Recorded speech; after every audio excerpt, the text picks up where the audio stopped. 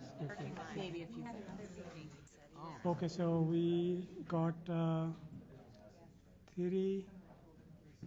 people here. Go, so, and he had all the materials. Okay, we got 5 now. How are you? I even have the most input to a number of things. So we just need Leaf.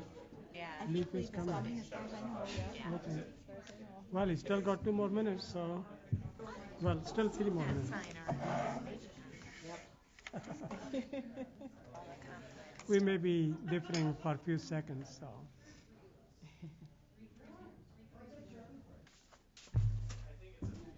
Do you have Eleanor? How'd it go? Thought we were gonna get out of there. I always forget. Slow down. Slow down. That happens. It sure does. But It she's, sure enough does. yeah. Yeah, so You have the barcode and everything? Okay. yeah, I had it all ready to go. It's just I just freaked out my second. I'm gonna let you sit up here, cause I don't think there's room for 2. Yeah, there is. Why isn't there? Paper, I like Oh. paper. If you okay. Or these. Can you I need to.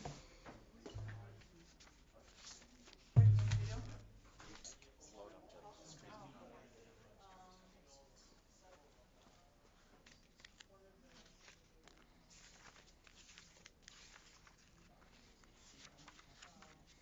Okay. Well, I hope that Leaf shows up. Yeah, but we do have a quorum without it. Yep.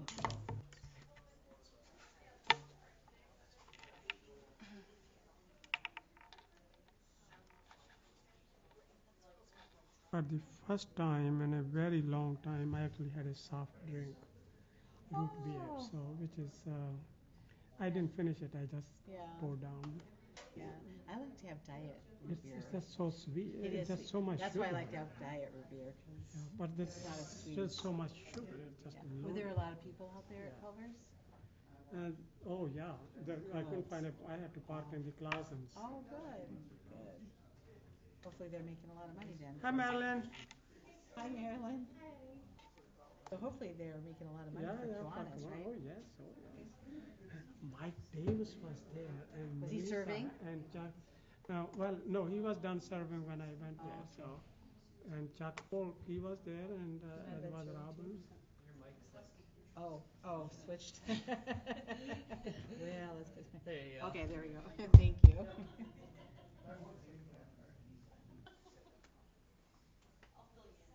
We have 1 more minute to start. Oh, I have 7 o'clock exactly. It is? I'm just saying. Well, I guess. Oh, it doesn't really matter. Okay. It's 7 o'clock, and welcome you all to the Middleton City Hall. I'm going to call the meeting of Middleton Plan Commission to order for September 11th, 2018. And the first item on the agenda is the roll call. Commissioner Paulson. Here. Rar. Yeah? Ramsey. Here. Murray. Here. Herdehurt. Here. 5 present, 2 absent. Okay, so I see there's a public hearing. What is the public hearing? No, it's a presentation on these. But that's a little bit later, right? That's well, item that's number Minutes? 2. Number 2, yeah, after, oh yeah, there is no public hearing, that didn't Yes, get taken off, okay. but- So there is no public hearing. We start with the item Yeah, number. we could do the chocolatarian number 4 because they're here, and that could be done before So there's the a public fee cycle. hearing? No, there's no public Oh, hearing. It's just okay. one Okay, thing to be all done right. with Could we do the before. We are minutes? going to be nice minutes. and very nice to chocolatarian. And let's approve the minutes, though. Okay, minutes. Move to approve. Second. Okay, all those in favor of approving the minutes, say aye. Aye. Aye. Anyone opposed? So the motion minutes are approved unanimously. Okay, let's go to the item number 4. Item number 4. Yeah, mural design review, chocolatarian 637 University Avenue. Dean, or who's going to present it? Recommendation from Abby is recommend design review approval. It's in the alley behind Chocolatarian, a mural on the building, the east side of the building. Can you just remind us why why it's even before us for approval. Is it a SIP modification? No, it's zoned B2, so it's just design review. Just If there's design site review. or structural change. Okay. But the picture we have, all the picture we have just says mural location. It doesn't say what's on it. No, The lettering- it does say what is on it, and it's beautiful. Oh, there what it is. Says. Be a rainbow in someone else's class. Yes, and I think it's simply. I just thought that was a message from it's Mark simply awesome. in the minutes to see if we read. No, it's awesome. I like this, but my That's pretty question cool. is, maybe you want to come to the microphone here. That where do you have it? It's on the side of your building. It's the only space that we have Oh. You have to go to the microphone. Say your name and then. It's Leanne Cordisco from Chocolatarian, and it's simply the only paintable space that we have that would fit a mural. And the person who's doing it is moving to California, and so we wanted to have a little piece of her stay with the business, and so we commissioned her to paint a mural for us. So who owns the land right east of it, east of the sign? That's yours? Consignment Corner, It is. business next to them. the business next to us. Oh, Mhm. so how about if they decide to build something there? Okay. No. So that's not yours. Okay, so what do you think then? Well, the chances of them proposing something right now are pretty minimal, I think, but this would at least allow it to be there for however long it could be. Okay, I well, mean, we don't control that. that's how it is, so. Move to accept staff recommendation to approve. Second. Okay, so now any questions By acclamation. or comments? We have 2 seconds here, so everybody is happy with this, so. Any, Did she bring samples? That's, I mean, yes. come on. Okay, well, Actually, Dib is just for one guy back here. the motion is to approve the mural design for Chocolatarian 6637 University Avenue. All those in favor say aye. Aye. Anyone opposed? So the motion passes unanimously. All right. Now we are on to item number. See something else? Did we approve the minutes? Or we Yeah, didn't? yeah. So okay, let's go to item number 2, and that's B cycle, and this is going to be a public think we might just- discussion. I think we might just be waiting, after something that's faster. Okay, so The nail couture, maybe? all right, yeah. So This is why I download all the packet on my tablet here before the meeting, since we're having. okay, we go to item number 5. This is the SIP modification for signage. And the So recommendation is approval as a minor SIP Nail modification. Cartier 8301 Murphy Drive. So who want to? Would the size and height of this be allowed if it was a B2? This looks like it I believe fits. so, yeah. Move to approve. I'll Okay. second. Okay, any questions or discussion? It actually looks pretty good from what I see here, so. Okay. Is the height of the, I guess the design element, the hands, is that what's within our normal sign ordinance to allow a kind of, I don't even know what you call that. The hands, Abby and Mark know a little bit more about it, I didn't review it, the Yeah. nail Is that couture. you just call it a design feature? Yeah, a design element, you could, it's obviously, it could be it could be a logo Okay. element. I would consider that more likely a logo. Okay. The former bicycle on where Wheel and Sprocket is, I would consider that a design element of the building. Okay. And we did count that, include that in the square footage measurement with the 8 straight lines, the hand part of the. So this is where Abuelo's, that's where the restaurant was, right? No, that's No. where IHOP's going. Oh, okay, that's the IHOP, so Yeah, this this is in the building that has the paint store. Oh, okay, And they okay. did an expansion Okay. on the building, so it's a Okay. new tenant space. Okay, so the motion has been made, it has been seconded. Any more questions or comments? Otherwise, all those in favor of this motion say aye. Aye. Anyone Okay. opposed? So the motion passes unanimously. We're ready for the B cycle now. So what happened to leaf? Are we ready for the B cycle? Okay.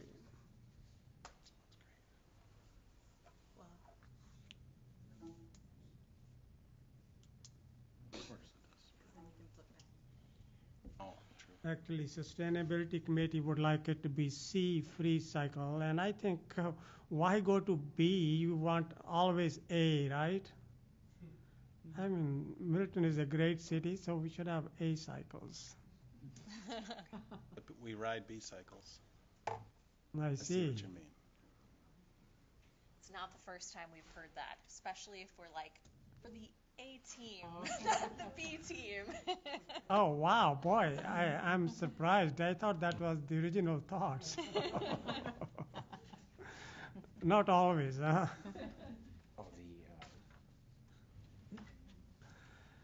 Okay, so identify yourself and you're ready to roll.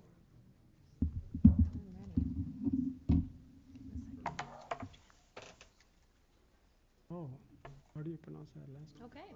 Morgan Raymaker? Oh, that's all right. Good evening. I'm Morgan Raymaker. I'm the Director of Operations at B-Cycle LLC and the Executive Director of Madison B-Cycle. A few of you have heard me give my spiel here before, so bear with me and feel free to let me know if you have questions. So we're going to go over just a quick overview of B-Cycle, an overview of our product, some ridership information, a little bit on advertising and marketing, and operational costs of running the program. So to start with B-Cycle, many of you are probably familiar with us. We're part of Trek Bicycle, so based right here in the Madison area. And B-Cycle has been around since 2008. We're in about 53 different cities across the country, providing bike share as a transportation service, as well as a great amenity for citizens, visitors to a lot of communities of all different sizes, from as large as Philadelphia and Los Angeles to little towns with systems of just 2 stations and about 10 bikes.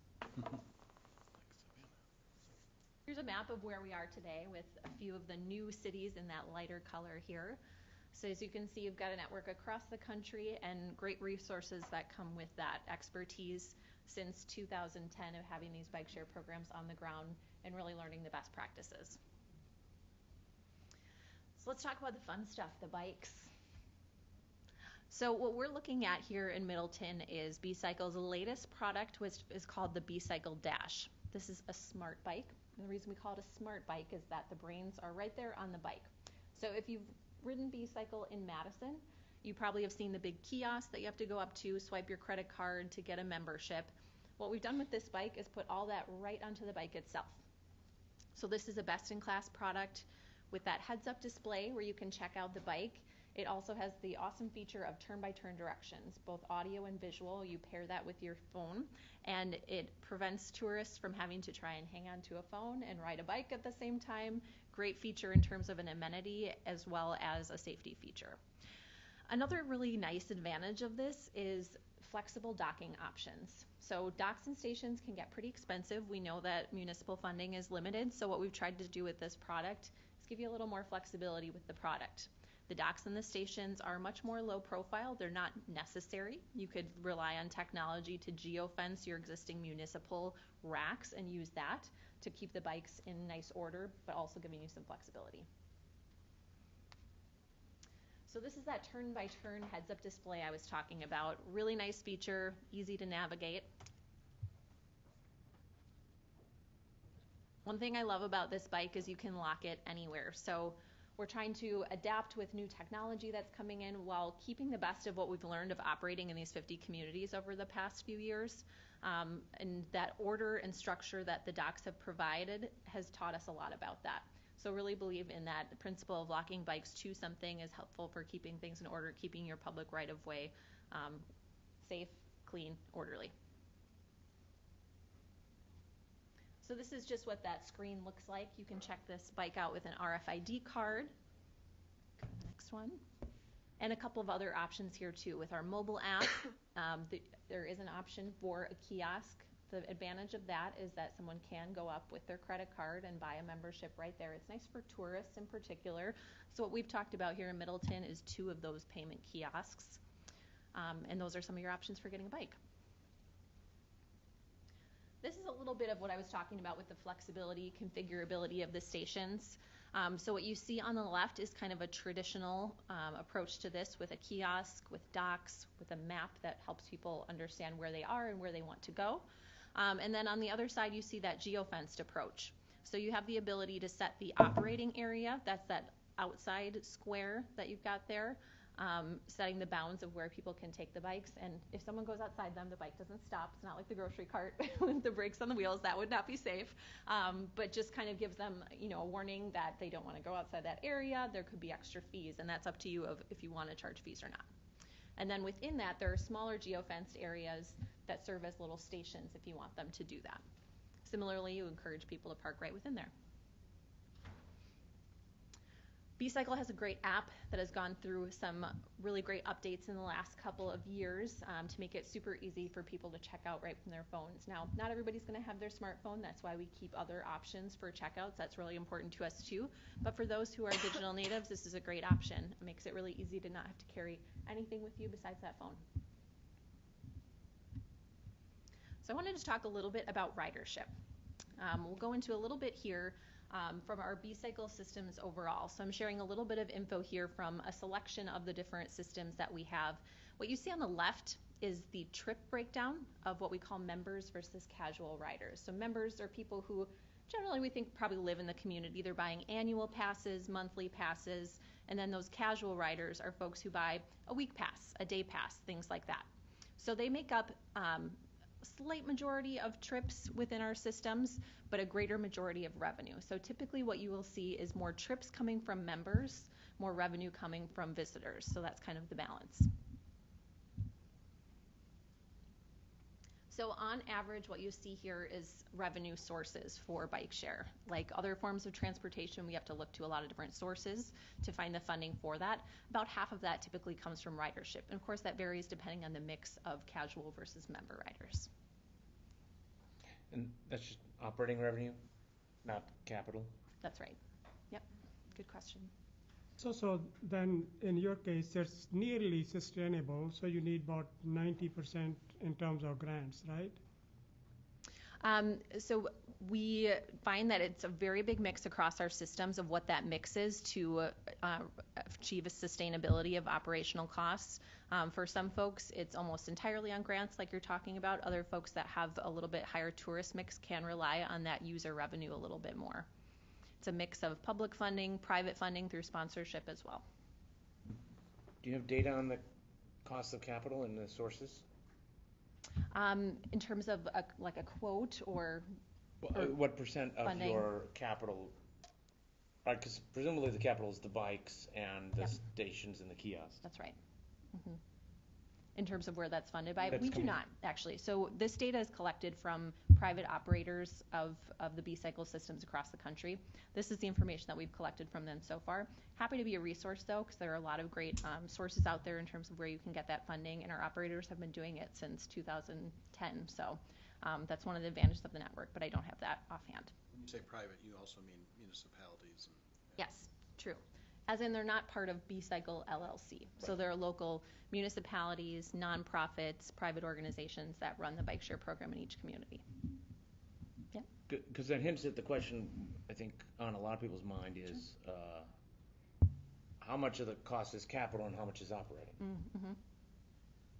Sure. Yeah, I mean, we look at those separately for sure, and anytime we engage in this kind of partnership, it's up to the municipality of how they want to break that out. B-Cycle generally will kind of address those capital costs. Since we are in Madison, we're looking at operations as well, so we do have separate quotes for that for you guys. So we don't typically look at them as combined, since the operational costs are going to be ongoing year after year, that sort of thing, versus the one-time buy and any expansion that you would do. And so for the program, that we've laid out, the concept that we have for 75 bikes and 7 stations, and 2 of the stations being the kiosk stations, the capital costs for that plan are about $235,000. Okay. And the operating costs are about $105,000. And Are we those the do- numbers you presented last time about? Those are initial conceptual numbers. Okay. They are, and B-Cycle prepares those proprietary quotes for you guys. If we would get into, once we get to the stage of getting that more, we can get more specific, but we do keep that confidential. Yeah. Okay. Yep. So how many stations do you operate yourself? You said there are 53 in total. Mhm. And how many your LLC is in charge of? We operate 2 here in Madison and then 1 in Broward County, Florida. And that allows us to really be part of that experience of what is it like operating a system. That's a lot of my role, is to help the rest of the company be really in touch with what the customer needs, develop those best practices, et cetera. So we've got 1 here in our backyard, and then we've got 1 in nicer weather, so we know what year-round operations look like too. And we have, our staff had a meeting with Wheel and Sprocket, the local bike shop, to find out whether they might play a role should we move forward with B-Cycle. One of the owners of Wheel and Sprocket used to work for Trek and helped set up the B-Cycle program and has experience in other communities. Obviously, the goal for us is to have the system run efficiently and to reduce the ongoing operating costs as much as we possibly can. So Morgan's working with us to put together a detailed list of everything that's included in that operational figure, so that we can kind of try to pick and choose what we might work with Madison B-Cycle on and what we might want to offer as an option to the local bike shop.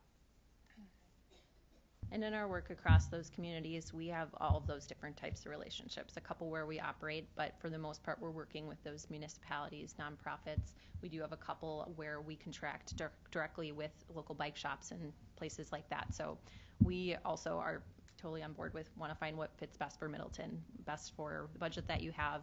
I think there could be some really great operational efficiencies of being part of the existing system in Madison, but for our part, we just want to see this be successful in whatever way that makes sense. So maybe you will answer it as we go further along. Yeah. So we would like to know, how is it operating in Madison in terms of cost, who is paying it, and all those things. So. Sure, we can. And like I said, those costs are confidential, so I'm happy to share something separately. I won't go into specific line items here, but I'm happy to share information afterwards confidentially. Okay.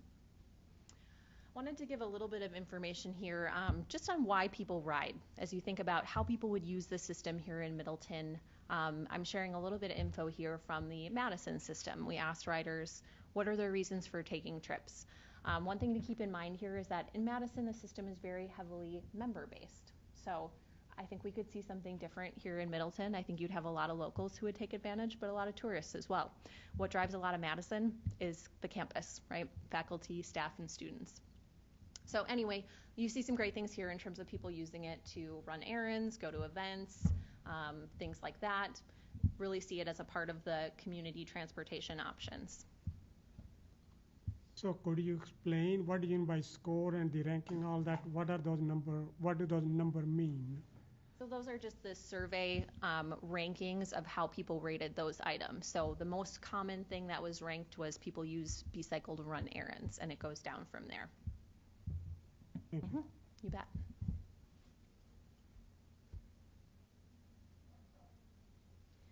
So I just wanted to give you guys a little bit of information about how bike share fits in with local business, how it can help support local businesses, tourism, et cetera. And a lot of this is just kind of from our experience working across these different cities. Found some good information here that I wanted to share it's specific to biking specifically, not bike share, but we see a lot of the same principles play out. And of course, everybody's always having this much fun when they're on a bike share bike. But not wearing a helmet. I wanted to see what other information I could find for you on other communities, what they're seeing here. So we've got a few different places where they've done some studies, gotten some great data on how bike share, bicycling in general, connects to the community, benefits it in terms of tourism, community dollars brought in, things like that. So I'll let you take a couple seconds to read through these.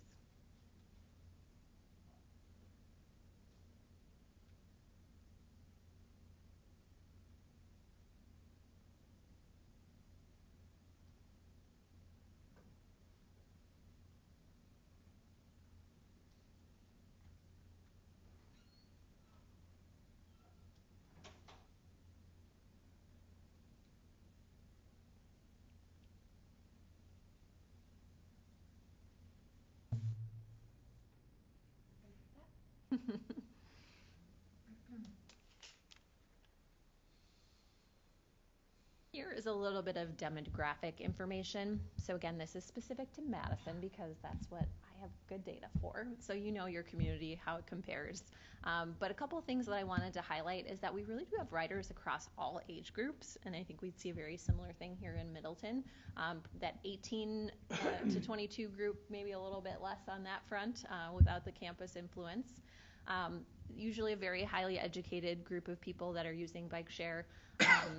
And one thing that I think is very interesting here is compared to typical numbers that you see in biking, there's a heavier female demographic presence in bike share. So interesting things to think about in terms of use in the community as well as potential advertising opportunities.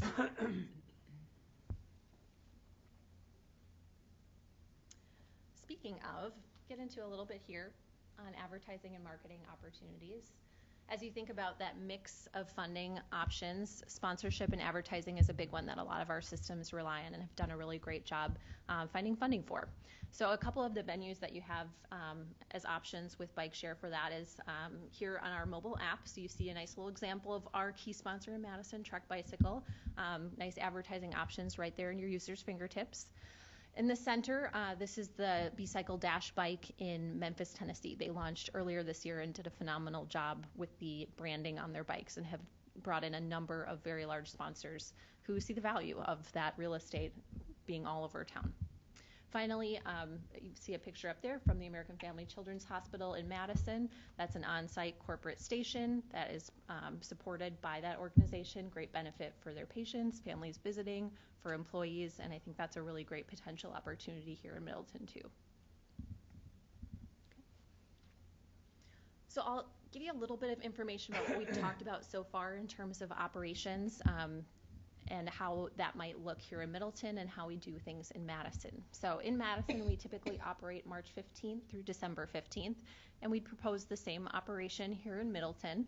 We did have one year that we stayed open at 6 stations in Madison, but 6 out of 40-some stations didn't really provide the same benefit network effect, so ridership was pretty low. You certainly can stay open year-round. They do it in Milwaukee. Ridership is not huge, but some communities have just decided that's a benefit, an option that they want to provide to people year-round. So what we had talked about, and again, this is just kind of initial conversations and ideas, any setup is really an option, would be the city providing some space. Mostly that would be for storage during the winter if you would shut down, maybe a little bit of landing space for the Madison team when they're here. Parking is always something that we need to think about as we're out balancing bikes. And then B-Cycle would provide customer service and technical operations, just like we do in Madison. So what that means in terms of technical operations. Balancing is what we call the process of moving bikes to the places where people want to be riding them. So very disappointing if you go to a station and it's completely empty or it's completely full and you have nowhere to park your bike. So the team is on top of that to make sure that that doesn't happen. Now with the Dash, you have a little more flexibility. You can, with that geofence, you could have somebody park a bike outside of a dock if you wanted to. That's up to the city. The other pieces are battery swapping. So those smart bikes do have a solar panel on the back, but they also have a battery to power that HMI unit that needs to be replaced every now and then. There's also preventative field maintenance, making sure that the bikes are in great condition, airing up the tires, checking things like that. And then, of course, any more involved repairs that would require us going back to our shop. So look at the next one. This is kind of a breakdown of more specifically what that looks like in terms of what we would be providing from B-Cycle. And this is based on some other setups that we've done before, but kind of looking into the system every morning, making sure things are in good shape, taking a couple of times each week for those on-site inspections and for balancing and battery swapping. More involved service repairs as needed. For customer service, what we do in Madison that seems to work pretty well is that we have folks out at the B-Cycle office who take all of our customer phone calls, and that's a pretty typical 9 to 5, Monday through Friday process. And then after hours, we have a call center that fields those calls. They can address some basic customer issues, but then they forward on to the team anything that's more involved. Finally, for the bikes and the kiosks, there are some software fees that, regardless of the operational setup, would be a cost that's involved ongoing with the purchase of the bikes and stations. just kind of a couple of extra details, might be more info than you want or not, but what we're including here doesn't include things like fuel and vehicle costs. What we imagine is that would just be part of Madison B-Cycle's regular operation. We would use our existing vehicles.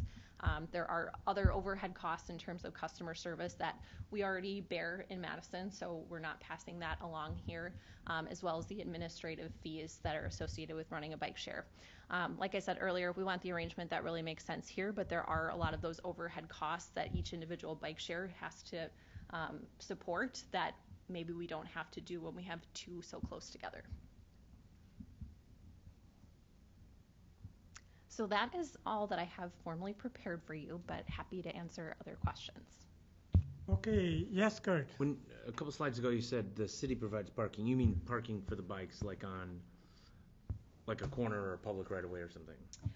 That's what you meant? Yes, in the right of way, and then also potentially for a vehicle, depending on the setup. We talked about, you know, is this somebody who already works in the Madison office, they would just run out and back, or do we employ somebody who lives in Middleton and they could just run over to a vehicle? So just having some options there. What's the typical length of contract? That is really up to you all. I wouldn't say that there's a typical length. We're flexible on that. And with communities that are using the smart bikes, do they typically allow parking anywhere in the community, or do most of them control it somehow? They've taken a pretty controlled approach. Some of them actually operating it more like a docked system, where you don't even have any space outside of those specific docks, and they enforce that by using those fees. So if you park outside of that area, you're going to get an extra fee assessed. So we haven't seen them really going too far outside of that. I guess one example would be there's a city that's using municipal racks instead of the formal B-Cycle docks and keeping that geofence, but it is still pretty organized. We just find it's just a lot more manageable and just protects the right of way in a way that you really can't do if you don't have that kind of organization. The other part is user expectations of being able to find a bike. Yep. You know, if sure. Suddenly they're all congregating, let's say at Capital Brewery, you know, and there's an event there. Well, no, I'm just saying if there's an event there and you know, you're looking for a bike elsewhere in the community and it doesn't exist anymore, it's, you know, that's why you want to make sure they stay. There's a natural balancing that occurs. I've been reading some things about other communities with the scooters, where it sounds like there's kind of a wherever approach, right? Yeah, and I think I kind of mentioned this lock to approach that we think really makes sense of taking advantage of some of the benefits of flexibility without it being just chaos, honestly. Having it be more organized for the appearance, but for ADA accessibility, for safety, for things like that, and that predictability that's really important to riders. Of the cities that you did show, how many of them have the dash system and how many have the dock system? So Dash is brand new, so only 4 of them so far. 4 launched this year. We're pretty busy with that. And then the others have either a 1.0 or 2.0 docked technology. So you said Memphis has the dash system? Yeah. Okay. And that's working well? Yeah, so the bike share was new for Memphis, so they, like I said, did a really great job with their branding, which was really important in educating a community that had never had that before. They're investing in a lot of other bike infrastructure too, so it's been part of a long process to get them there, and they were pretty excited to have it. What are the other dash? The reason I was asking is, I'm sure you're aware of the debacle in Dallas with. Yes. Okay, on. What was, you want to share it? They had a, I guess it's dockless bike sharing station, and I'm not sure exactly what happened, but there's this picture on the internet of 7,000 of these bikes in a garbage dump. Yep. Because either the city pulled out or the provider pulled out. So I think that's just. Yep. Yeah. But it's Dallas. Yeah, and that was, they did not have a lot of regulation around that. I think, the city of Memphis took about 3.5 years to really plan that out right, get the right locations, all of that. And we have seen some of those dockless operators pull out. And, it's, I think I want to be really transparent with you about those costs because it does cost money to run these in a quality and responsible way that we are not always seeing. Where are the other 3, besides Memphis, what are the other 3 dash systems? Tulsa, Colorado Springs, and Jackson Hole. You anticipate Madison moving towards the dash system? I don't believe that we will. We might get some in there at some point, but what we're looking at more in Madison is electric bikes that would go into the existing docks. Since we already have that investment in those expensive stations, why not make the most of that? And e-bikes is another really big thing that we're looking ahead to as a great bike share development. Other questions for Morgan? I think Susan has. Oh, yes, Susan.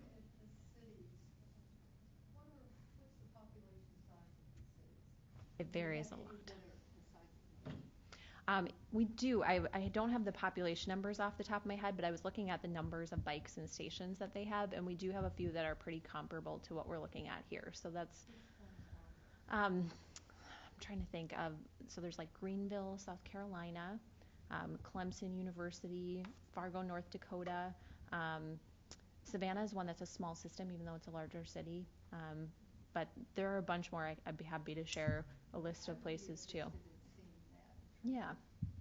But Can our population support it? Mm-hmm. Or do we need, for a city this size, do we need a university population Yeah. within Middleton? But what I heard you say previously and tonight is that our proximity to Madison allows some economies of scale. In terms of the operations. In terms of the operations. So that's a bit unusual. Yeah, because a lot of these on the map here, I suspect, are basically one system, and they're not two systems side by side. That's and true. The other thing that we've talked about is the desirability of finding a way that if you have a membership in Madison, that you could also have that membership apply in Middleton. Well, actually, that's how B-Cycle works, as I understand it, is if I have a membership with B-Cycle, I can then go to another community and use that For the most membership. part. There are a few exceptions just based on the setup of the program. But, Right. yep. But working towards having that well, it's not interoperability as much as it is user interface access. access. Yeah, I mean, we do really see communities of all sizes. So, yeah. Yeah. A lot of those are really big. And it's one, B-Cycle has more of the smaller cities than some other bike share operators. You always hear about the New York, San Francisco, those guys, but we have a lot of systems that are just a couple of stations and even like corporate campuses and things like that. So. Other question, Robert? Yeah, well, then Jennifer. Yeah, go ahead. How does that work if somebody parks their bike for a while because they actually went to a destination? That somebody else doesn't say, hey, look, a bike, and I've got my own little card here, and they take the bike, and then it's not there for the person who parked to go eat lunch or something. What's the system for kind of saying, you don't have to bike someplace and then walk 20 minutes to get to the next bike because your bike got taken by somebody else? A lot of that is education on how bike share works for users, because that is part of it. We have those trips usually set pretty short. So like in Madison, they're 30-minute trips. You want to get it back in or you're going to be charged. And you can do that. But the idea is that it's really shared. So you can't reserve a bike. You can't hold on to it. It is a community option. So it's just kind of getting people to understand that. And what we found really is once they get past that hump, it's like, it's okay. There's that initial fear of what if there's not a bike, if I can't find it, and that sort of thing. And that's our job in getting the sites right, getting the numbers of bikes right, things like that, to set them up to not be in that position. But yeah, it's a good question. The app would tell you how many bikes are located where. So yes. Yep. The education is helped by the financial disincentive to keep the bike longer than 30 minutes. That is true, too. So when I was in New York City, I told the story to some of my colleagues, but I wanted to go tour the town. Manhattan on a Sunday was surprisingly bikeable, I would add. And so I would set my alarm on my phone for every 22, 23 minutes to tell me, okay, it's time to go look for a whatever their state system is called. Yeah, city bike station. City bikes, yeah. And I would find, look at where I was, and I'd dock it, and then I would just let it accept, and then I would check the same bike out again, because the seat, well, it's designed for that. I mean, there's nothing wrong with that. Yeah. And I would have the seat was adjusted, everything was adjusted the way I wanted it, and I would just check it out again and go on my way. Most people don't do it that way, but as a tourist, you can. Mm-hmm. Yes, Jennifer. Can you talk a little about liability and what happens if a bicyclist is in a crash? Is the company part of that, or is the city involved in that? Can you maybe explain Sure. some of that? We it's on whoever's operating the organization. So if it would be a setup where it was Madison B-Cycle doing that, that would be part of our process. And what we do is get an accident report, file a claim, that kind of thing. If it were part of the city, same kind of thing, that would be something that you all would address. We have a user terms and agreement that everyone signs off on when they sign up for a membership. I will just say, bike share has been very safe in the, almost 10 years now that it's been in operation. You see very few incidents. We're very fortunate to have it that way. But obviously you need to be prepared for whatever comes. Other Wait, questions? I didn't understand that. So in the Madison system, you guys run it. Mm-hmm. So you presumably have paid an insurance company to cover you. Yep. And that's part of the cost that the city covers. Mm-hmm. Part of the operating cost of it. Okay, so I got few. Yes, Kathy. Yeah. The casual users are a large percentage of the riders. How would they know, like a tourist coming in and they park their bike and somebody came to the bike, how would they know, or are they expected to know all these ins and outs when they ride out? It's a mix. So we use that real estate on the bike, on the station, to try to really tell that story. If somebody's using the app, we have a great flow through process. The first time they open it, tells you all the steps in the process to try and educate. Send out emails and text messages once you sign up to help you understand what the rules are. We do find, the first few years in Madison, there was a lot of that education. We get a lot of customer service calls after the fact of, why did I get charged for this or whatnot? Now that it's been around for a few years, not just here, but around the country, it's pretty omnipresent.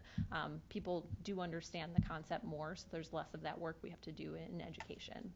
But, yeah. Would just expect to get a membership and go. They wouldn't be looking for emails or any more information at that point, I don't think, would they? Sometimes they do. So it depends how you sign up, but sometimes there's a code that's sent to you depending on the membership setup, where you'd get that. But you're right. For the most part, you want to have that right in front of them of the prompts. So on that HMI screen, it'll say, okay, now pull the lock out. Now put it here. Now here's what you do next, to give you a couple of prompts.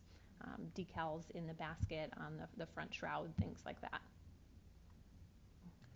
Other questions? Yes, Jennifer. I'm wondering about electronics and cold weather. I know March and up to December 15th, we do have some freeze events. Yeah. In terms of maintenance of the electronics on the bike, that's covered in the operational component and maintenance? Yeah, and right? So they all go through testing, and especially I think the thing I think about the most is the batteries, and so you watch to make sure the battery life isn't affected a ton. Solar obviously goes down, so we end up swapping a little bit more in terms of batteries, but in terms of the use, well, we know that they work in really, really hot Memphis summers, so we've got that, but it just launched in March for Dash specifically, so we haven't had one through a full winter, but of course they go through the testing to be prepared for that. Is the maintenance a yearly contract set amount, or is it a That's what we've been looking at. Mm-hmm. Okay. Mm-hmm. I mean, I think what that question is if the city writes a contract for a certain amount, Mm-hmm. doesn't want to have unforeseen costs that then come in later, right? Okay, Morgan, I got few questions here. What is your relationship to Trek? Are you part of them or you are independent? Yeah, B-Cycle is a subsidiary of Trek. Okay, and so now in case of Madison, so you said they provide you the space and parking, and that's it? No, they do not. Not in Madison. That's what we're proposing for here. In Madison B-Cycle, part of B-Cycle LLC, manages all aspects of operations. Oh, okay, so the Madison doesn't pay anything? That's right. Okay, so could we have a similar system here? So that is through a sponsorship, is how we think about it, from Trek Bicycle. So that was something that was negotiated back when the program started, not something that we've looked at here. Wait. So the city of Madison doesn't pay anything? They do not. But you don't pay them a rental fee for putting the stations on the sidewalks? We do. You do? Yes. Mm-hmm. Okay, so Huh? And the expansion of their system has been, there are sponsors that pay for Right. individual expansions. Like, like So like UW Health, University, yeah, UW Health, I was just gonna say that. Mariner, yeah. So you could have would you want to try to have a similar system here where maybe Marriott will sponsor and maybe, Chocolatarian will sponsor the other one? I'm just kidding. Yeah. Maybe not, but so could you have a similar system of sponsorship here? That would be very attractive, and City Council would be very happy to approve very, very readily. So, and we will, providing a space and parking, I guess that we will consider, and I don't think that would be such a big problem. But the city paying $235K and then paying $100K up, a year, or I guess doesn't seem like that's a go. But let me ask you one thing: do you have systems from all these 53 cities where are sustainable? That means the city, other than Madison, because they negotiated, where the cities don't pay anything other than providing some basic infrastructure, parking, whatever. So is it a sustainable system, or could it be a sustainable system over a period of time? Let me try a couple different things. I think what you're getting at here, first of all, the programs are not something that are going to be paid for by operational revenue. So we think about it like a bus system. You're looking at that fare box recovery rate, right? On bike share, it's a lot better than transit options like buses, but you're not at that 100%, 120% where you're making money on the operations of bike share. And that is why that mix of funding options is really critical. And that does change a lot from city to city. So there are some systems that it's part of the transit agency. It's entirely paid for through the transit agency. Sometimes it's owned by the city. They pay for all operations. Sometimes it's owned by the city and operated by a private operator. And then the monkey's kind of on the back of that private operator to gain sponsorship funds or to reduce their costs wherever they can. But that mix of public and private funding is really something that's pretty essential from what we see across the country. What the mix ends up looking like, it varies. Grants, sponsorship, advertising, rider revenue, public funding. It's a mix of those factors. So the way I really see this is just like a car rental model. I mean, it's not like a transit. It is like you go to the airport, you rent a car and you return it. So it is, or you are in a city, you rent a car and ride around, and it is not a transit system, but it's very similar to that. And but it's designed to enhance the tourist and visitor experience. So are then pay in terms of economic development potential. So are the cars. So And the car rental is you always pay for the cost of it. Yes, and here I would like that you pay for it. So I mean, if you want to use some facility, pay as you go. And the car rental, you can look at the value of Hearth is going down, but look at Airways, look at Enterprise. I mean, Enterprise is number, I don't know, whatever ranking is. You're talking about billions of dollars in their value.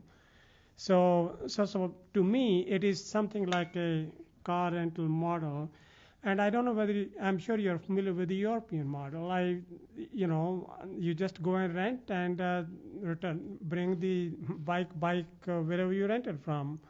And my wife and I, we were on honeymoon and we rented in Hague and used it for a day and went back and returned it. So is that possible to have that kind of a system as well, the European model? I don't know, it was just a Dutch model. Maybe it's popular in other cities as well. I think in Europe it probably is, so. And I'm not sure about that one specifically, but generally bike share in the U.S. fell in the model of European systems. So they started in France in particular, and those were really advertising and sponsorship vehicles. So JC they looked at it as advertising space in Paris, and so they sponsored and paid for that system. And that's the rate structure that we have now is something we kind of inherited from those European systems as well. So typically how it works is you pay a fee for access for the day, and then if you go over that 30 minutes, like Mark doesn't, then you pay an extra fee. If you stay within that 30 minutes, you pay that one pass fee, and you're good to go. Same kind of thing with an annual membership. You would pay one fee to have access for that whole year, and then you just pay for those trips over 30 minutes. What that means is that it's a really affordable option. When we look at the trips that people are making in bike share, when they tell us about what options they would use if they hadn't used bike share, it's usually walking, taking transit, things like that. It's not replacing something that they're willing to pay that much for. And so it really does need to be an affordable option. And we see that cities, I mean, it varies in what their goals are with each of these, but a lot of cities really look at bike share as kind of a first mile, last mile addition to their transit options for people. And it's a way to get people out of vehicles too. So just kind of offering that at a discounted or subsidized rate because people aren't going to pay $40 to ride a bike to Capitol Brewery or that sort of thing. To be in the consideration set, it needs to be pretty affordable. So that's kind of what we see and how people have approached bike share in different cities. We've been doing this a long time and think we've got a pretty good model that has operational costs really, really efficient. I mean, most of these systems are nonprofits that they're getting by in small spaces, people working super hard with not a lot. So it's not like they're kind of sitting back on their coffers or anything like that. So that's sort of the experience that we've had and that we continue to see working as that public-private model to make this work. So what would it take, just one more question, what would it take to have a system similar to Madison and maybe we could pay a little bit? That would probably be getting sponsorships or grants then. Yeah. Yes. No, I was just going to follow up that I don't think she's saying that the part not made up by revenue from the riders has to come out of the city coffers, but the city's responsible, but it would come from sponsorships or grants. Yep. Not necessarily from direct taxpayer expenditures. Yeah, but unless we can get enough, if we don't get enough sponsorships or grants, Mark's going to get us some MPO money, obviously. Well, somebody would have to work to get those sponsorships. Right. I mean, that means do you guys arrange the sponsorships, or that's responsibility of the city?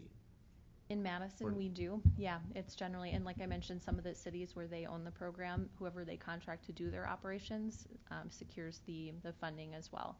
And we have not included that. We kind of had some back and forth conversation about Middleton. It's not included in the cost here. But that could be something we look at, and maybe you do kind of a first year of seeing how things go, where the potential is. I know there was some talk of there could be some efficiencies on your end too of there are other marketing roles or anything like that where it makes sense for that to be an internal to Middleton function as well. There are a lot of options with that, but it does take some work. I think we could have some efficiencies since we already have relationships with UW Health, UW Credit Union, a number of other companies in the area, but yeah. And one of the ideas that we've talked about with the operations is that, there could be the potential for Visit Middleton and maybe potentially the hotels, given that the Tourism Commission is funded by room tax dollars, paid for by the Tourism Commission. So Visit Middleton would be one potential sponsor, and maybe there's some role that the hotels would play as well. Yeah. Yes, Wayne. Question. So you mentioned that you had a meeting with Wheel and Sprocket. Have they expressed any concern about it potentially negatively affecting bicycle sales? And might they be interested in having something like a bike rental program near the hotels?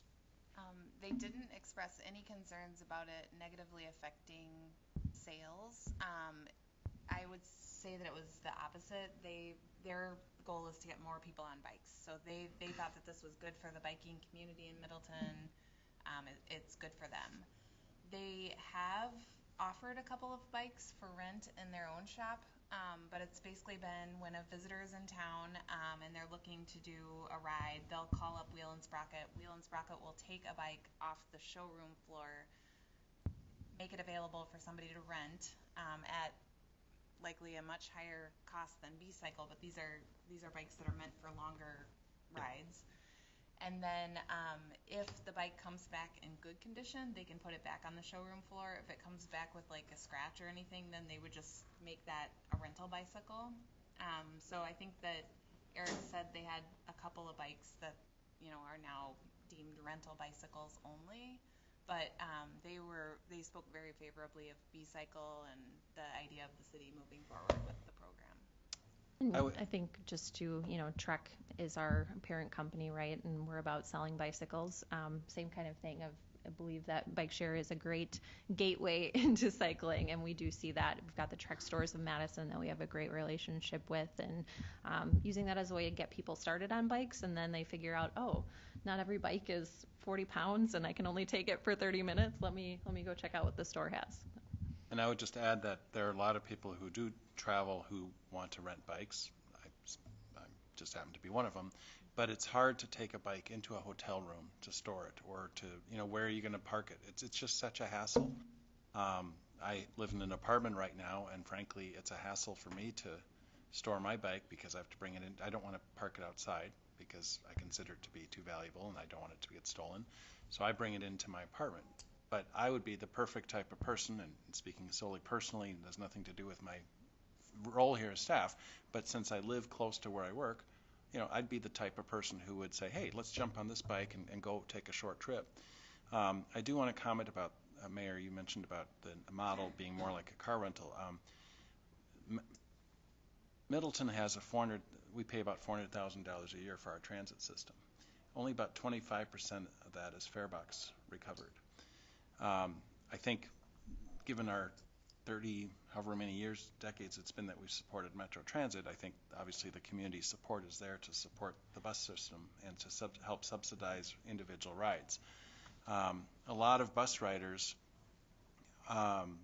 actually will interact with B-Cycle, and for that matter, drivers to campus. If it's too expensive to park in downtown Madison, they'll park somewhere on a periphery, and then they'll take a B-Cycle to do that last mile as you were describing it, or a short trip downtown, across town and across the square, for example. They might jump on a B-Cycle. But relating this to Middleton, we have a perception that parking is becoming more scarce in downtown Middleton, and so that might compel some people who want to travel to the downtown, let's say from the hotels, to say, hey, it'd be a lot more, I don't have to worry about parking, even though parking is usually within a block or two, but they might naturally be B-Cycle customers.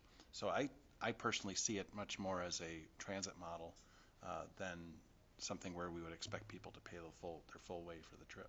Well, I don't think we can compare with the bus system. That's much different. That's a mass transport.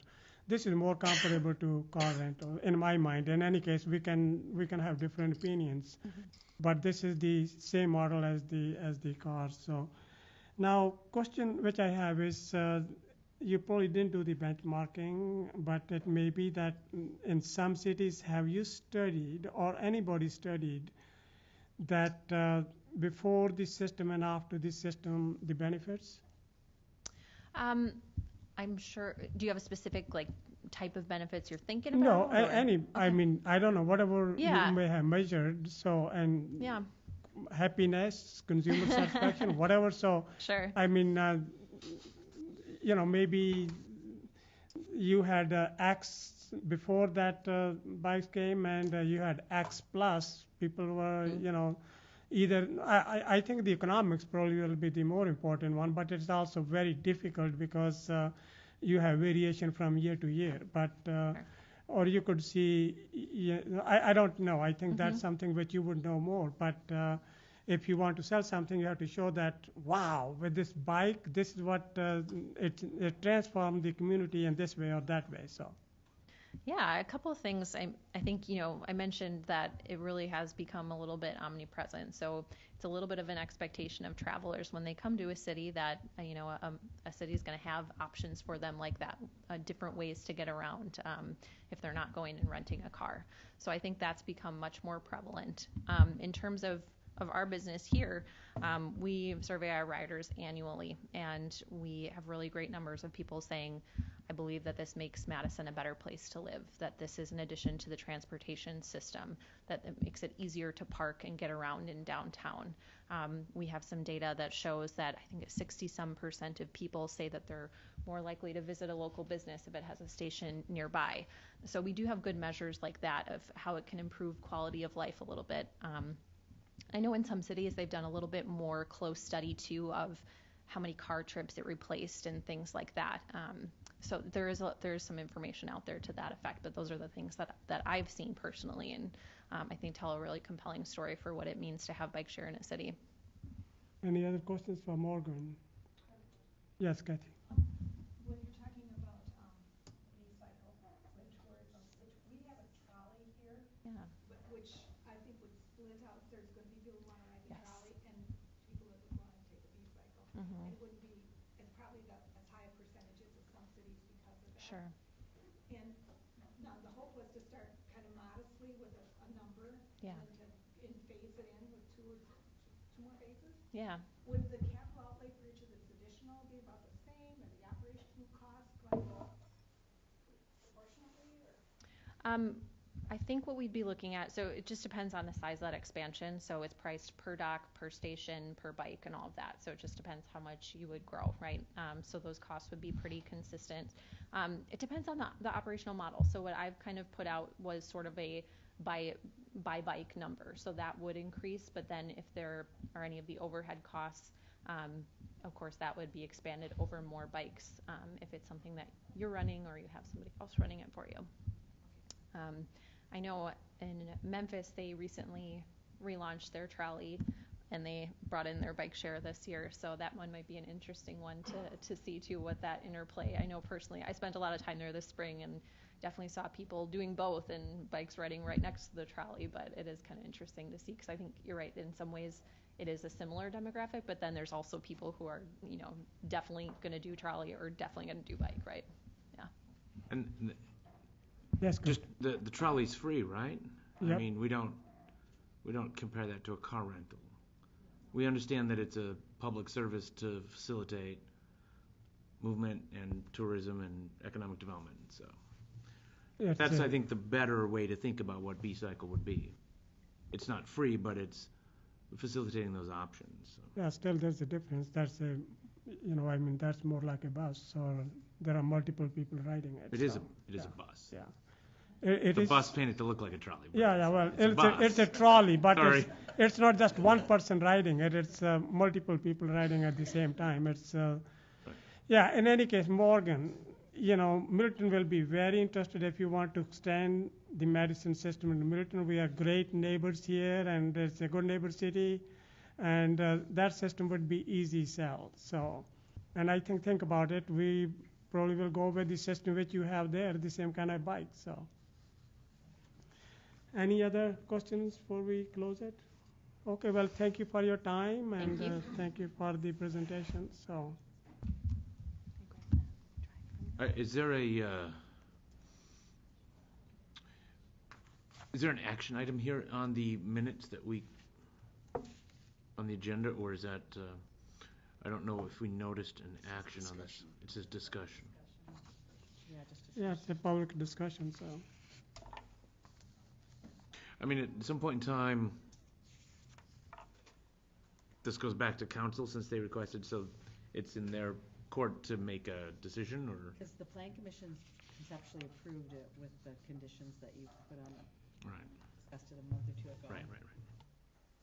I would, well, anyway, I guess, yeah, it will be for the council to make a decision. You got to find money. So, I mean, I don't think the taxpayers are going to be paying $100,000 a year for the operation. So, and I know even if you were to get TIF to pay $235K now, I think we got much more important things to do with that money than the B-cycle right now. So,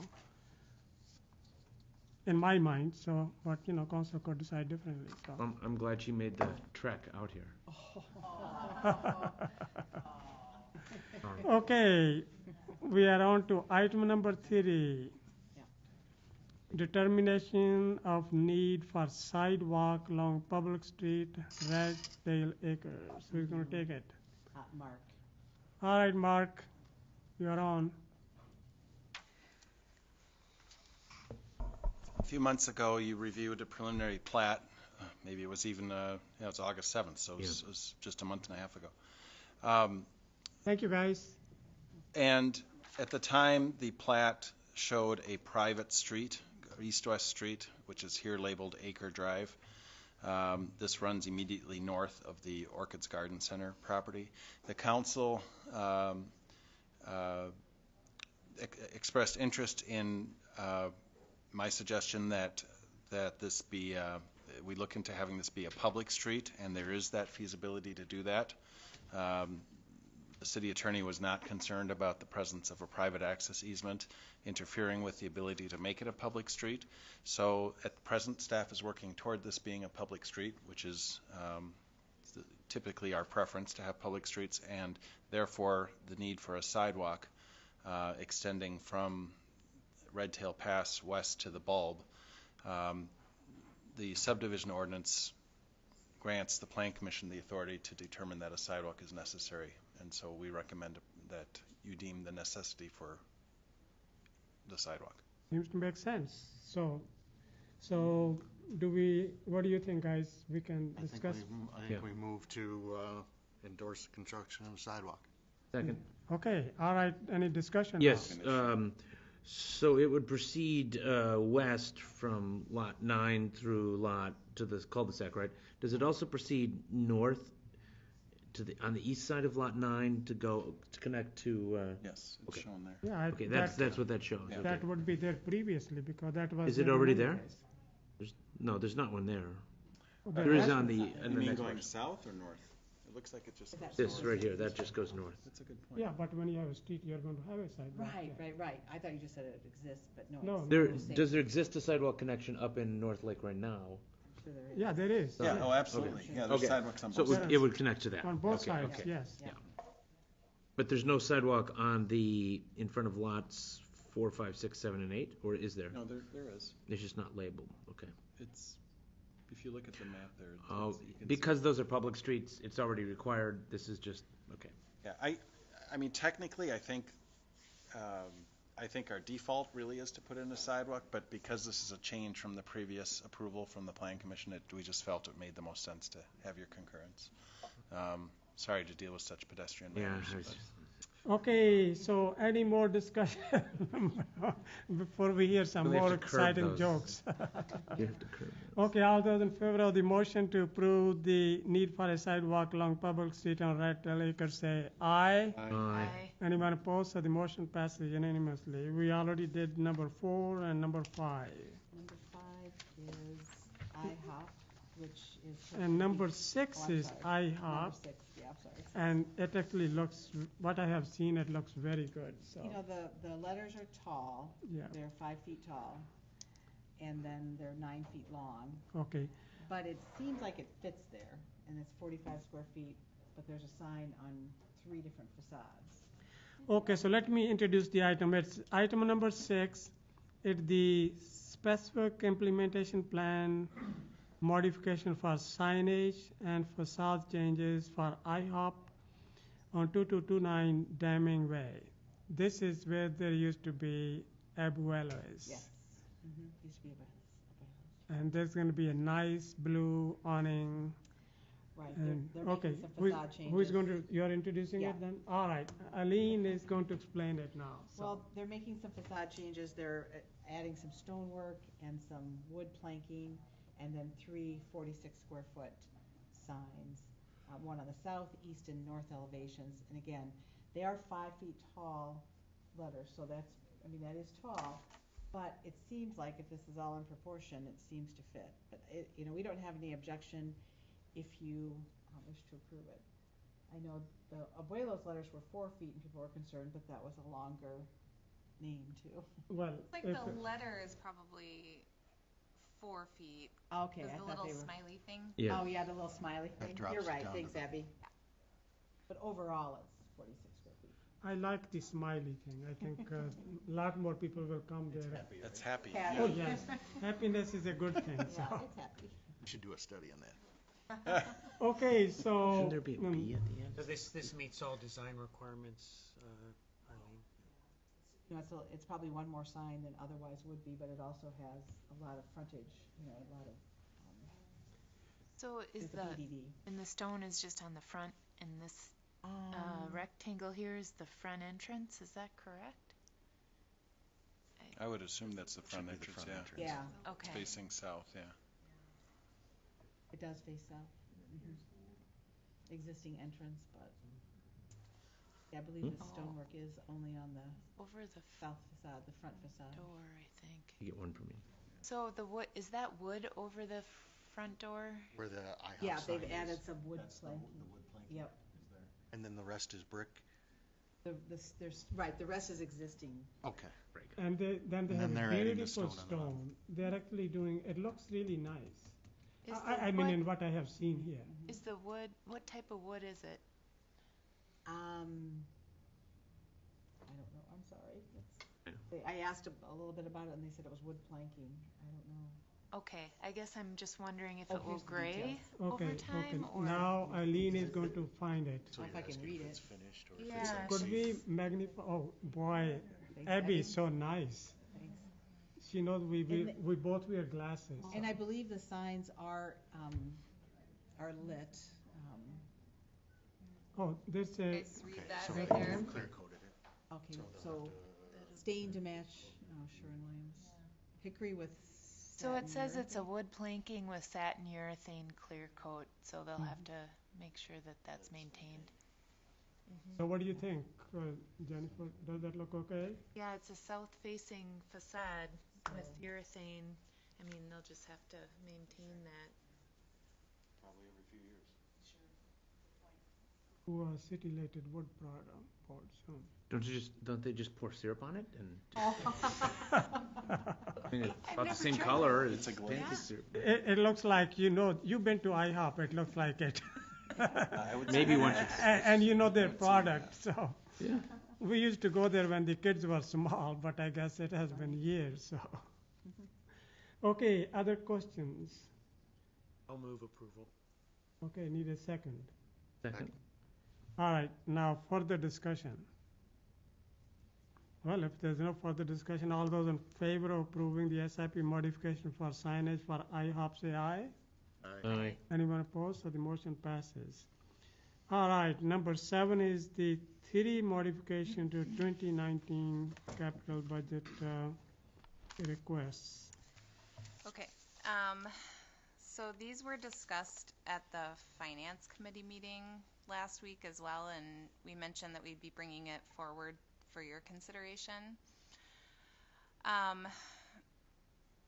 So the first change that we're proposing to the capital budget is to include some funding for the design and architectural services and also engineering of the trailhead.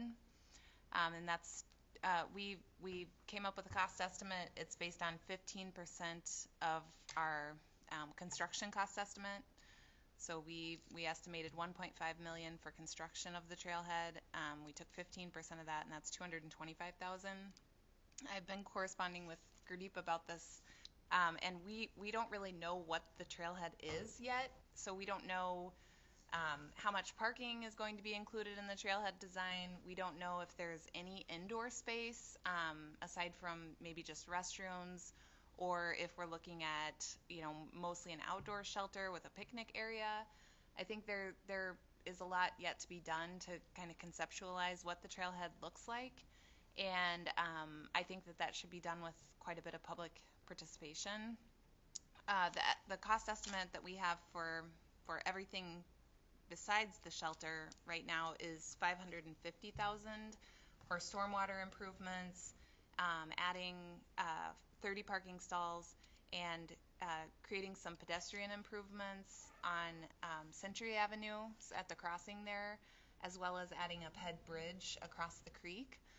So with that in mind, that's kind of the cost that we have that's relatively firmed up, and that's 550,000.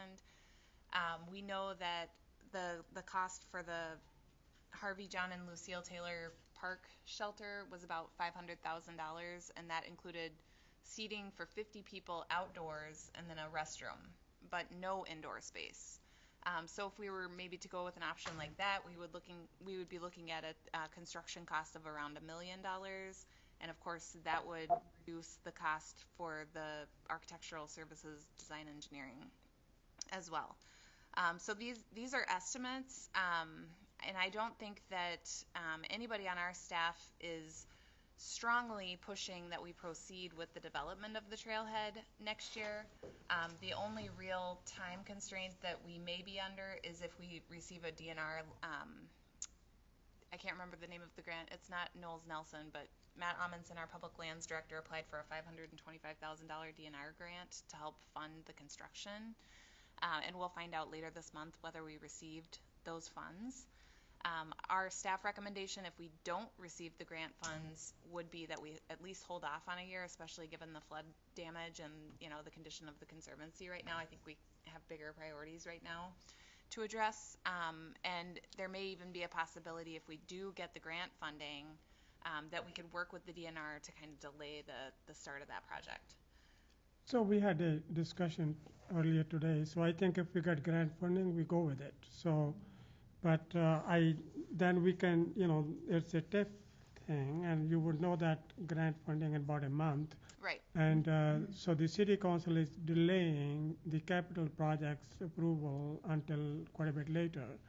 So I think we can come to it if we need to. You will know before the budget's adopted whether or not we get the grant. Yes. So I think for now, I would say that, you know, I don't think we need to put this money there. Even if, like we talked about, we need the input, you know, the public input, we could have something like the same person who helped with the plaza thing here, or some other people to help out with the public input, and whatever we come up with that at that time, then we can determine that what is needed and go from there. So right, and even if the council approves the budget with this item, no money is spent until we enter into a contract. And so we always kind of get into this discussion about whether TIF projects should be in the capital budget or not. And I know for several years we would put them in as a request, and then the council would kick them out. And over the last few years, at least, we've kept them in the capital budget. But again, they're TIF funded projects. They don't begin until we actually have a contract for services. Yeah, so we don't. I do find that once you put in the budget, it does get used up. Those consultants are pretty smart. They can find how to use that money. But in any case, I think. But you got to put a placeholder if you know you're going to be spending money. You got to have a good faith estimate of how much Well, we it's going to don't be. know that yet. I mean, right now, if we get a grant, then I'm okay with that. So. And so, so that's the first modification that we're requesting. The second modification, there was a handout included in your packet addressed to Gary Huth. And so that is for a storm sewer capacity assessment. We received a cost estimate from MSA. MSA is the consulting firm that handles all of our storm sewer modeling. And this is based on the property between Parmenter Street and the Beltline, and north of Lisa Lane being a heavy area for redevelopment, including eventually, we hope, the Meritor campus. And this question came up at a city council meeting where the TRACEA project was being discussed, and there was some interest in having MSA prepare an evaluation of the capacity there and also determine if there are any recommendations for improvements. So the initial scope of work is for a cost not to exceed $7,500. If there are improvements that can be made to accommodate additional redevelopment there, then again, that would be another contract that the city would have to approve, and the estimate to develop the engineering plans and put the project out for bid is an additional $25,000. So we're recommending that we include a TIF 5 funded project in 2019 at a cost not to exceed $32,500. And I apologize, one of the documents that was included in your packet said TIF 3. This would be funded with TIF 5. And then the third modification came up during the budget presentation. It was a request from Alderman Howard Teal to include an additional $12,500 in the capital request from planning to do phase 2 of the Dane Art mural art project that I think you guys approved for design review at your last meeting, possibly. Yeah. And that's the the retaining wall of the salt storage shed with the layers of soil. So in that proposal, they showed phase 1, which we have the funding for. That's being funded entirely by a $10,000 grant and a $2,500 donation from our city administrator and Julianne. And then Howard asked during the meeting, could I come up with an estimate for what phase 2 would be? And I kind of just eyeballed it, and I thought maybe it would be about the same, $12,500.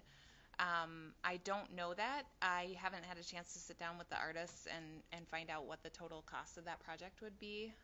But so that $12,500 would be a placeholder if you're interested in including it in the budget. And our staff recommendation would be to make the Conservancy Trailhead project 1910. So instead of 2001, because we would be proposing to spend design dollars in 2019 if we receive the grant. And then to make the storm sewer capacity study project 1911, and then the Dane Art mural art project 1912. So that would be the ranking that our staff would recommend.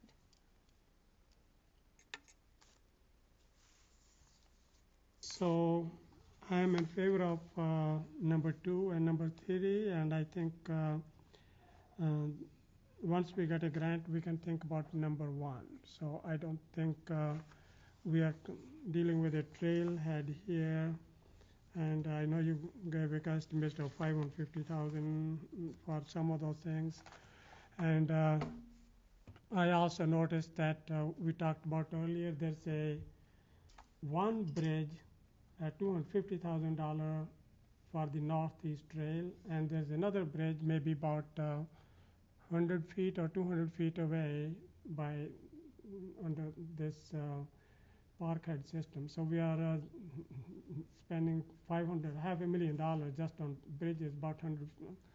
How far apart is, Mark, do you know that, those two bridges, proposed bridges? As I mentioned in our staff meeting this morning, Mayor, Mm-hmm. we said that there could be just one bridge. We don't necessarily need to have two. These are all just concepts that were developed separately. Okay, so but we are putting that bridge money are we in the talking budget, about? though.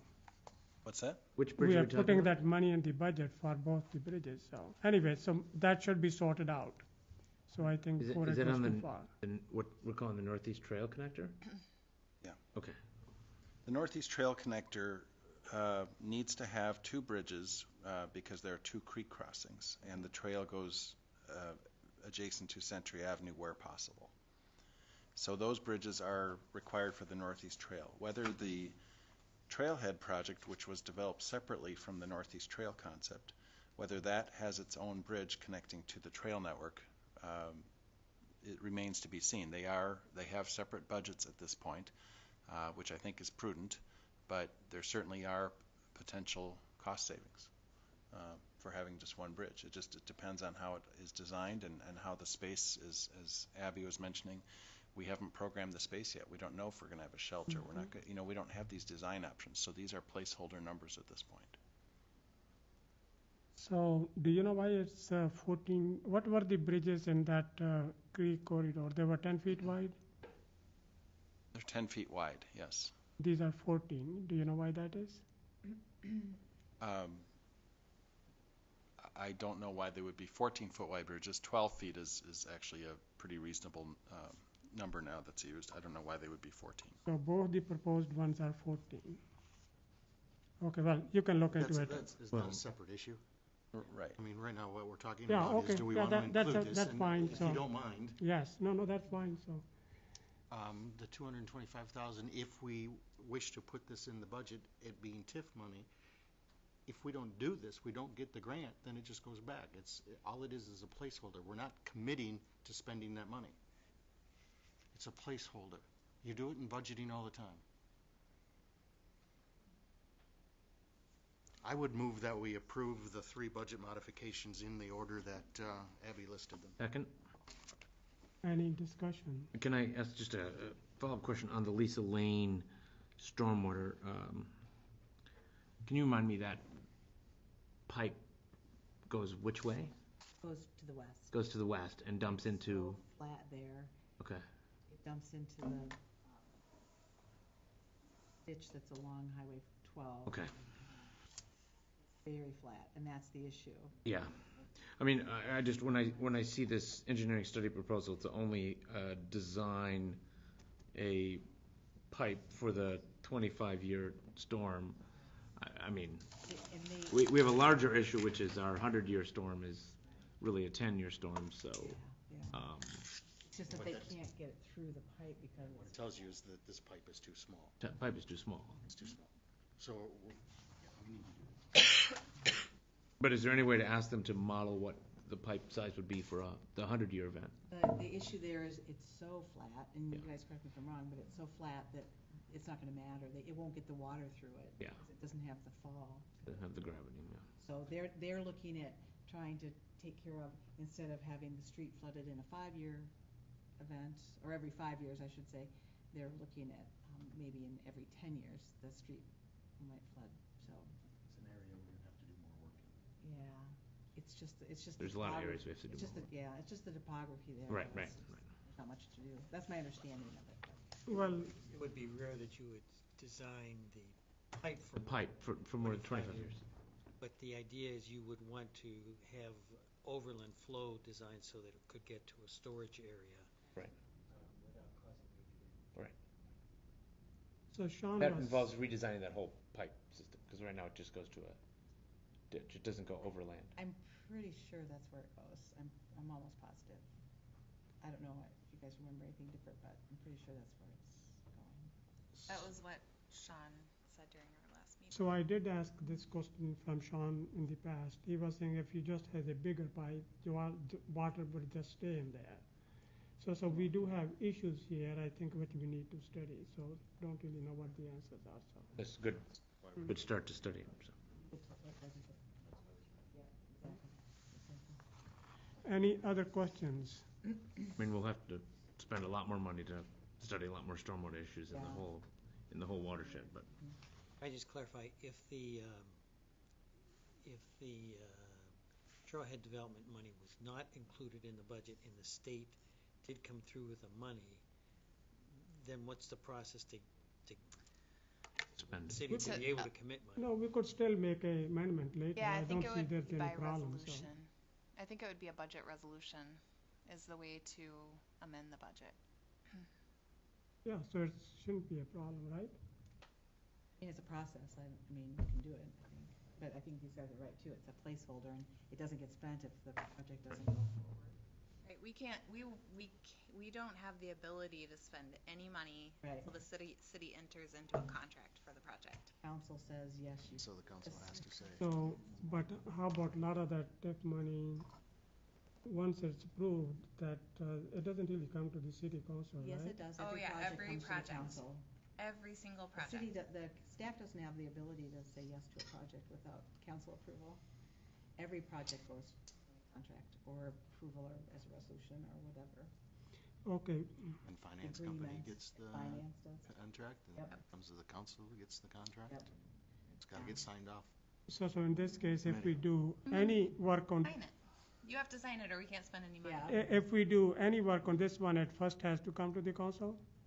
That's correct. Okay, well then I guess that's It's different like with our operating budget for planning. Like we have, We have $500. $3,000 for like advertising, Yeah, printing, yeah. and office supplies. So we can spend that but we only spend it on things that are approved for and things we have to have. Or we can buy a box of pens with our wild budget.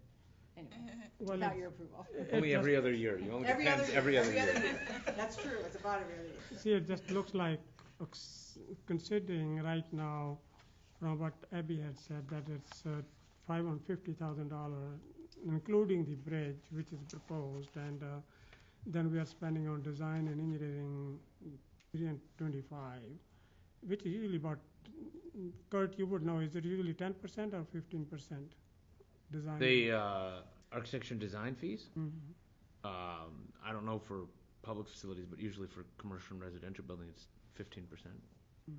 I mean, it can vary. There's some flex, but Yeah, so if it's certainly not less than 10 or 15% for a complicated. Yeah, if it's 15% of 550, that's 85,000, not 225. Anyway, That So- would be just to build the parking lot, but no building. So the $550,000 cost estimate was for 30 stall parking lot, and stormwater improvements And the related to bridge. that, and then the bridge and the at-grade and the connections, so. connections. Yeah, but no building. Okay, all no right, we don't want to restrooms. spend too much time on this one, I guess. They can't spend it unless we approve it, so. But I do have a hesitation about that item, so I will go ahead and, okay, so are we ready to vote? So Yes. all those in Yes. favor of the motion to add these three amendments to the budget, say aye. Aye. Aye. Anyone opposed? So I'm voting with a reservation about the item You're number voting one. for it? Yes, yes. Or with reservation. Reservation for item number one. Okay, comprehensive. Now we are on to a big thing. Yes, yes it is. And at your place tonight and on the website tomorrow, we'll have drafts of 6 out of 10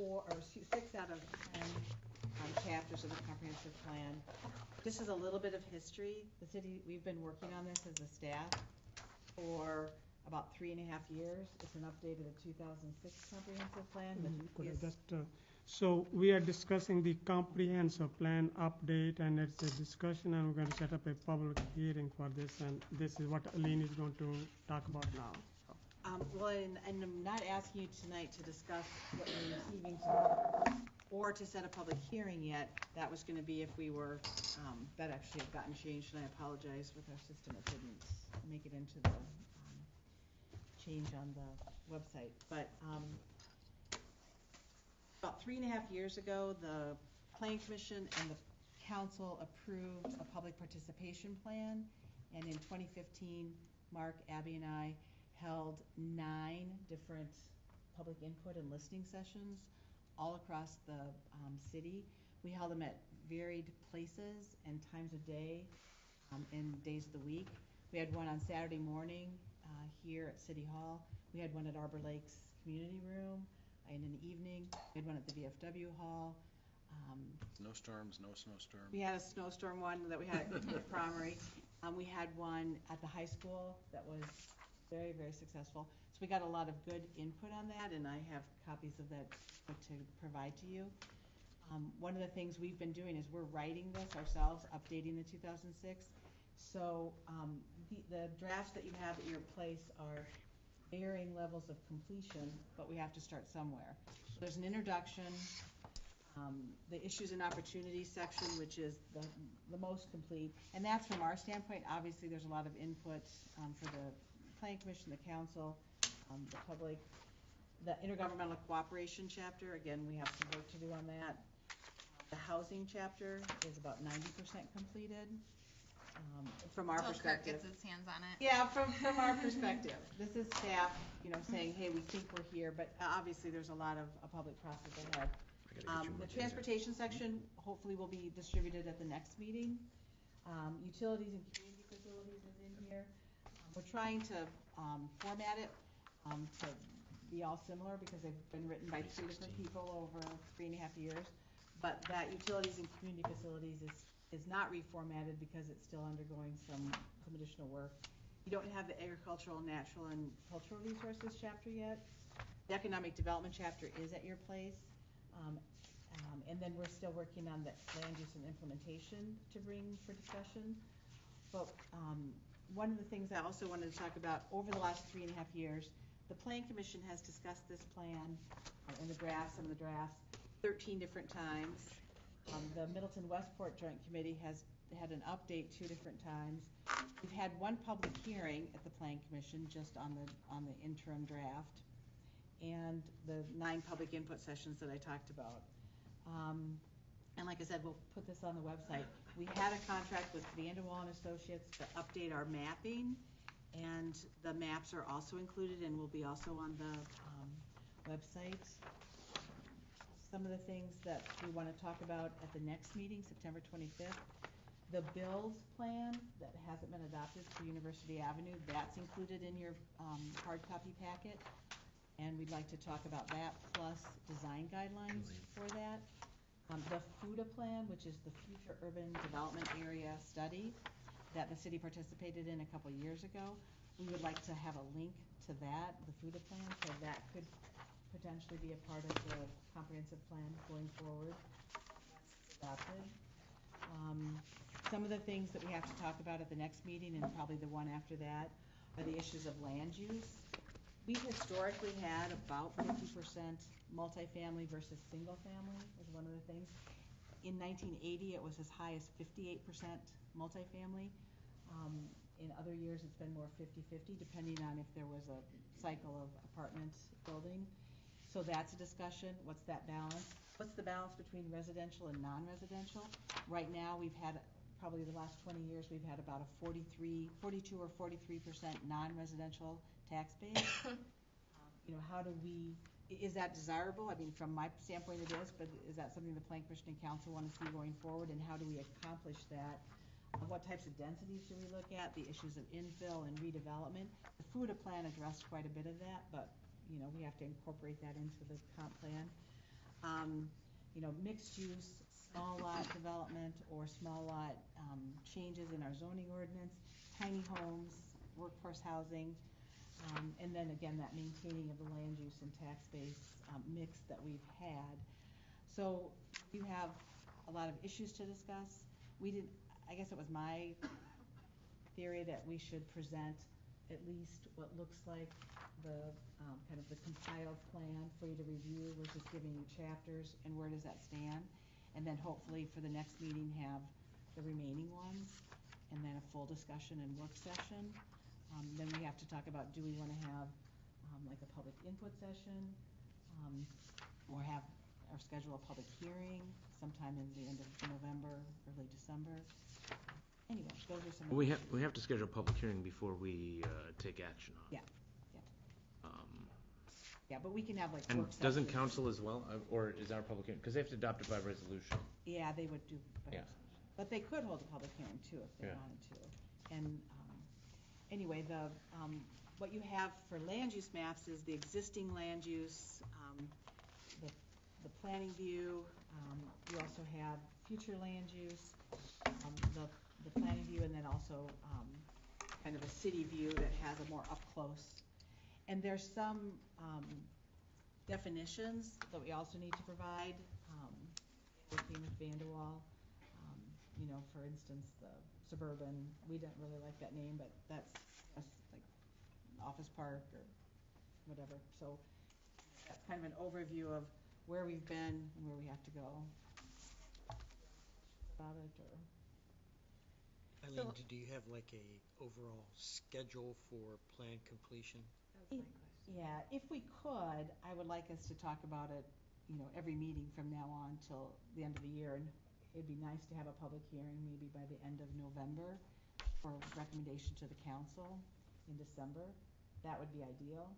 But it's up to the Plan Commission, it's up to how much. No, I think that sounds like a good idea. Look at Wayne's face. It's all excited that he would have he will have something to read and then to ask questions. And Jennifer too, we are all smiles. Yeah, we want to get it done because you have been working on it for a long time. Yeah, I've been working on it a long time. The last year or so with the workload, we haven't done too much. It's good that you got some recognition, and Abby and Mark, they all have been chipping in there. So. Oh, they've done the bulk of it in terms of writing it. They have been doing the bulk of it. They've done the bulk of it, yeah. They have been bulking, so So I do see that there's some things I just casually look, we probably will update some of those things before it goes. Well, some of the things have been, a lot of it has been updated. A lot of what you have has been updated. We're updating the other chapters too. I just looked at the employment. So Okay, well, that was that's- done a couple years ago because, Yeah. again, this has been a 3.5-year Yep. process, so we do have some updating to do. So for PPD, Yes. there are about 13 or 50 Right. people, and it has about They're growing 900 by the and, month, yeah. and so on. Yeah. So Yeah, so you're right, there is some yes, updating. yes, which will be easy to do. So And just to clarify, this is an update of an existing comprehensive plan. It is an So update it's of it's an perfectly fine to have, as part of a review, the current plan is fine, update some numbers, but Yep. it's not necessarily always completely new policies and goals Right. and objectives in Right. right, so. But Because some we- things have changed, like transportation is Transportation much changed, different. housing has changed, Right. the conservancy and all that has just changed. yeah, conservancy is completely changed. Last month, so. Yes, yes. There's a lot of trends in housing and Yep. transportation And that economic aren't development. acknowledged 10 years ago. This, for example, these small lot, or the small, the tiny home. Tiny homes. Tiny homes. One other question is, I didn't see the tables listed for chapter 2, the issues and opportunities. Oh. You're still working on those?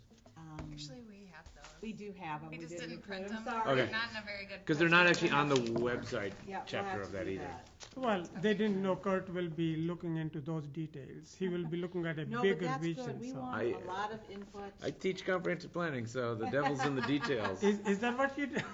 The devil's in the details.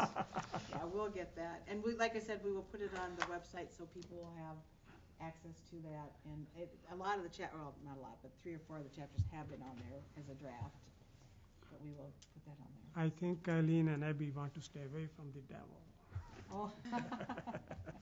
For each of the elements, I would find it helpful if staff would identify key issues you would particularly appreciate some Okay. input from the commission. I think I Maybe like like a that too. PowerPoint where we highlight some of the That's good. the That'll work. bigger Right. changes and How about you, Jennifer? Idea. Yeah, that's a good idea. I was going to suggest something similar, but my comment was where things have changed to the point where, you need those comments on the new portions of the plan.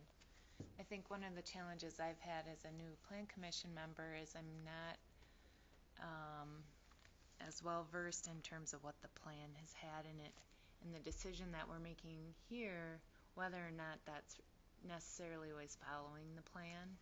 So I think part of what this process will bring is an opportunity to learn some of those things. But I'm curious on your thoughts about how direct that link should be in terms of the decisions at the city level with the comprehensive plan. Definitely be consistent with the comprehensive plan, and we do try to point that out in the staff comments typically, so it should be consistent. Okay. Yep. I mean, that's why we have it. So. We do have general goals though, so sometimes we're saying, okay, there's a goal of mixed use or infill. Right. So it's fairly broad in a lot of cases. Does that answer your question? I think so. I'm curious in terms of the balance, how those things play out. Sure. So, all right, thanks. I can see Dan is thinking. You got some questions? No, not right now, I don't. Dan is happy. So more questions, Kurt. No, not on the process. You are already ready for your class. No questions. I Okay. guess one more. Yes. Yes. Are there opportunities to have, more focused plans? Like I noticed the university corridor plan is in here. Will the ones that are proposed here be the only ones that you're thinking No, there through? could be something else if there's, this was just. Okay. Like the urban greenway study was adopted since that would be probably a good plan to include in this. Okay. Farmington corridor neighborhood Farmington, plan. and I have that listed. Yep. We could incorporate by reference the park and open space, the most recent park and open space plan. The sustainability plan is in the process of being Right. updated right now. And I have that listed, but we can put the most recent one in, so. So what I see is that our build plan is from 2009. Any thought of updating it? I mean, we definitely should adopt it, but could we update it and then adopt it? Because that would simplify a lot of things. That's a good question. The thing that I would like to do, and you guys tell me if you don't like this approach, I would like to, any amendments that we feel need to be made to that as we discuss it, maybe in an addendum to it, because that was done by a consultant and we don't have easy capability to change it. Okay. And then add design guidelines that help flesh that out. Is That would be my, Is that consultant still around? Or no, well, they are, but they don't have it in a, I mean, they've in their merged computer them. system or? Well, they don't have it in a software that we can Oh, manipulate okay. easily. Who did it? FAA. right? Oh, it was Now Trevor they're Anderson. heirs. Okay. Yeah. But anyway, I guess that's what I would be proposing, because it's fairly well laid out. It's a good, it's a nice laid out plan. So any changes, plus the design guidelines, could be an addendum to that. Okay. But we can walk through it Because it's too. 9 years old, so a lot has changed in those 9 years. A lot of the A lot thinking has also stayed the same. a lot of the thinking has in terms of redevelopment and Yes. infill, definitely. Because if we, well, anyway, I Yep. guess I said my piece, so. Any no. other questions, comments, or stuff for the reading? I think definitely as part of the process, maybe not the full 9 sessions again of public engagement, but we have tools now that we Sure. haven't had in the past of Right. social media, and have a way for people to follow the process or Yes. send emails, post on Nextdoor, right, Sarah? Right? I mean, I think there's a lot of interest in Absolutely. the process, And that's which is good. great. I think it's fabulous, yeah. I know you go next door very often, looks like, and knock Apparently, at the door. I mean, it Definitely. just even a way to communicate to people that they can send emails to us Right. about Right. what's their greatest issue or Yep. concern. And we can also Reflected give in the you an update on the city survey that was just completed and Should be those able to flesh comments. some of those things out Yep. by the Yep. survey. But you're right, the more public input, the better, so. Absolutely. I would just say this is very important, and go through this and let's provide input. So whatever they need to do, they would be happy to do it. But if we ask them now rather than in November, that Right, would right, be- we like the public input Yes, as we go. yes. So And let's, that's why maybe each of the plan commission Yes. meetings in the future, in the Yes. next few months, there can be some public input in Yes. each, we could do that. We don't want to hear Yeah, we could do that. but we can take comments. On an element or. Yeah, exactly. Mhm. Sure, that's fine. Great And thinking. there's a difference between public comments at properly noticed meetings and a full public hearing. So public hearing is more formal, and that's just at the adoption Yeah. stage. So we could do we could schedule a public input session and say, like you said, on a Okay, any other Sticky dots. You got it. questions or comments for the good of everyone? Well, otherwise I need a motion to adjourn. Motion to adjourn? Second, and all right, we are adjourned. Have great time.